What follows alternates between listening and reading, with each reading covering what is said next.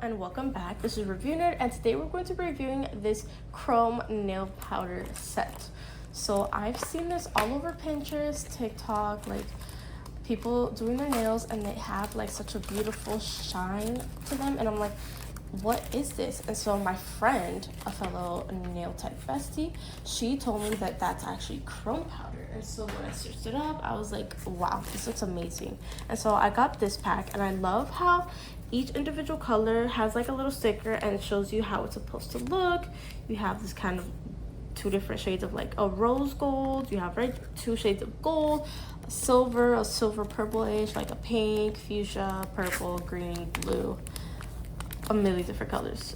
The ones that I've tried so far are this one and this silver one, and honestly I really liked it. It does look better when you do it with black nail polish, but honestly I was not disappointed. It's very pigmented, a little bit does go a long way, and it comes with these little makeup applicators which you can use to put them on.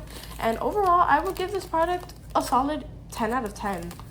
I love it so much, and I'm actually going to use it again very soon, so go check it out.